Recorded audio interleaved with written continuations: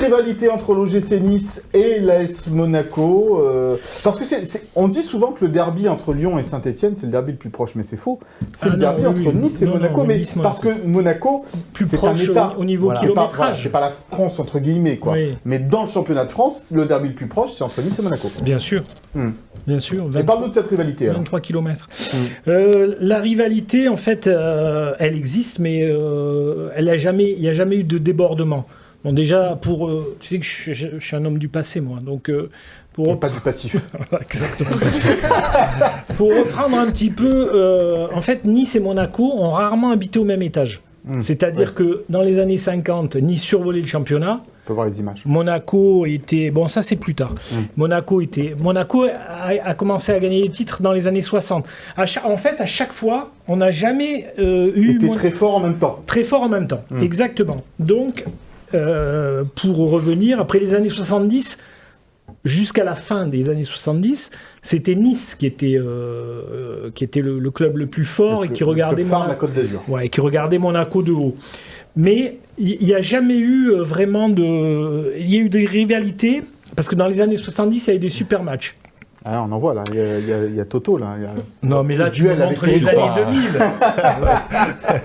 Alors, je vais d'abord parler des années 70. Je t'en prie. Donc, puisque je vais m'adosser sur les obsèques de Jeannot, où il y avait pratiquement, pas toute l'équipe de Nice des années 70, mais il y avait la moitié de l'équipe. Qui était représentée. Ça prouve toute l'amitié qu'ils avaient les uns vers les autres. Pourtant, c'était des matchs chauds. Mais bon, j'ai appelé Baratelli, j'ai appelé Courbis, Vitalis. Ils m'ont dit, bon, c'est vrai que c'était engagé, c'était chaud, mais ça n'a jamais débordé. Il y a eu juste un match en 75-76 où Vlatko Markovic, qui était l'entraîneur de Nice, avait dit la veille du match, qui était un samedi, parce que le match était un dimanche, et que Nice était premier et Monaco avant-dernier. Il avait dit, on parle d'Elio Nice à l'OGC Nice pour l'année prochaine, mais c'est faux, j'en voudrais même pas sur le banc. Tu sais que tu l'as déjà raconté dans ton hommage à Jeannot Petit. C'est vrai, oui, mais ça fait rien, elle est très belle. Je le raconte. C'est très gentil de me faire souvenir. Je trouve ça très sympathique. Le Joe Biden de Sintoni. Ah non. Oh non. Bon, mieux en mieux, c'est sympa. Ah non. C'est sympa, je reviendrai. Ah non. Donc, et le lendemain, Nice avait marqué 4 buts. Bon, ok. Ouais, il lui avait joué le violon devant. On s'en fout. Devant le bar. Et dans les années 60, et après, en demi-finale de la Coupe, 1-0 à l'aller. Bon, on va passer aux années 2000, ok, j'ai compris. Non, mais j'ai compris les années 70, ça vous intéresse pas, il n'y a pas de problème. Donc les années 2000, j'ai appelé Roten, qui est le seul de cette... je t'ai pas appelé toi, parce que... Et les autres m'ont pas trop répondu, les monégasques, mais j'ai eu Roten. Et donc Roten me disait, en fait, on s'aimait pas. Il n'y avait pas de haine, mais il n'y avait pas de lien, il n'y avait pas d'amitié. Il me disait, quand on se croisait par hasard dans un resto... de la côte, c'était bonjour, bonsoir. Parce qu'en fait... Tu confirmes, Toto, à l'époque ? Pas beaucoup d'amitié entre joueurs niçois et monégasques ? Bon, moi, pas plus que ça, moi. Peut-être. Ouais. Bon, Jérôme, peut-être c'était Jérôme, mais moi, non. Oui, j'ai son caractère. Mais non, lui me disait que c'était chaud. Il me disait, bon, ça commençait dans les couloirs, où il y avait quand même pas des frictions, mais c'était il y avait un petit peu d'intimidation. Il me disait quand en face t'avais Cobos, Abardonado, Varro, Everson et c'est Traoré. Il dit c'était compliqué quoi. Moi quand il m'insultait pas, il me soufflait dans le cou. Enfin en face t'avais Toto qui. Oui, il y avait de l'engagement. Par contre oui, ça oui, c'est vrai que c'était des matchs engagés avec des fortes personnalités des deux côtés, des joueurs comme José. Dans la limite. Et vous aviez Dado qui envoyait aussi de notre côté aussi, donc bien sûr que sur le terrain, mais bon après je trouve que c'est toujours resté quand même. C'est toujours non. Au Jimmy's derrière, on buvait des coups. non, ça il faut pas le dire. Mais je sais pas trop s'ils sortaient vraiment ensemble. Et Cobos m'a raconté aussi une anecdote quand il me dit, je sais plus si c'était Zikos ou Bernardi qui avait un peu allumé Nice dans la presse. Ça m'étonne de Lucas. Et il me dit avant le match.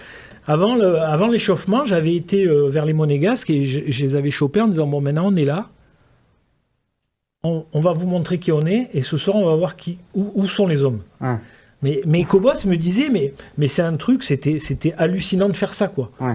Il me dit mais les mecs ils étaient estomaqués.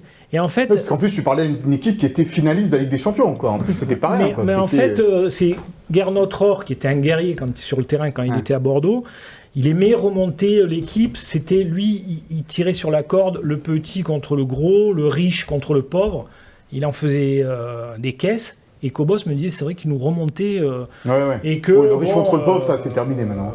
Non, puisque maintenant, là, demain, on s'est rarement regardé dans les. Enfin, Nice et Monaco se sont rarement regardés dans les yeux comme ça. Hein. Aussi bien les clubs, qui sont tous les deux détenus par des milliardaires étrangers, que les équipes, deuxième contre cinquième. Il y a rarement eu ça. Mais ça n'a jamais débordé. Et moi, c'est ce que j'aime bien, c'est-à-dire que. C'est toujours resté dans les règles et il faut que ça reste. Bien sûr. Il faut que ça reste comme ça dimanche surtout. Voilà. On espère évidemment que tout se passera bien de ce côté-là, mais là on n'en doute pas quand même. Ça y est, c'est fini. C'est incartade sur le terrain, tout ça. On n'en voit plus. C'est d'un autre temps. Non, mais c'est vrai que c'était chaud. Oui, après, sur le terrain, comme j'ai dit, mais ça restait après des paroles, toujours comme...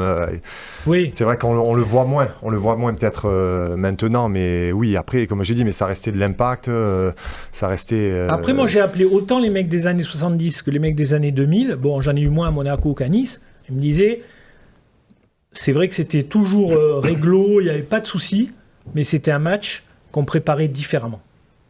Ah oui, c'est sûr qu'il était noté dans le calendrier. C'était un match qui était noté. C'était un match qu'on appréhendait différemment et c'était un match qu'on préparait différemment. Et quand on voyait arriver les supporters niçois comme ça au stade Louis II, on redoutait ce moment-là de ne pas être chez soi dans son stade ? Non, moi je le prenais, c'était personnel, mais moi, motivation, tu disais, bon, allez, t'allais chercher autre chose et c'était, pour moi, ça donnait envie, on va donner le maximum pour gagner le match. Mais même si c'était contre toi, tu préfères voir un stade plein quand même, qu'un stade avec moins de monde. Ça vous changeait de ne pas entendre les consignes du coach pendant le match, elle est facile, celle-là. Il y avait du monde quand même à l'époque qui allait voir l'AS Monaco de Sébastien Schilacci, quand même, malgré tout. Il y a eu de très très belles ambiances. Beaucoup de Niçois. Au stade Louis II et en particulier lors de l'épopée en Ligue des Champions. J'y allais. C'est une très très belle saison et il ne faut pas non plus raconter n'importe quoi à ce niveau-là. Entre le Chelsea de Jimmy Floyd à Selbank. Chelsea, Real Madrid, la Corogne, tout ça, c'était des matchs fabuleux. À vivre à Louis II. Le quadruplé de Dado Perchaud. Messieurs, dames, merci beaucoup. Merci Toto d'avoir été avec nous. Merci à vous.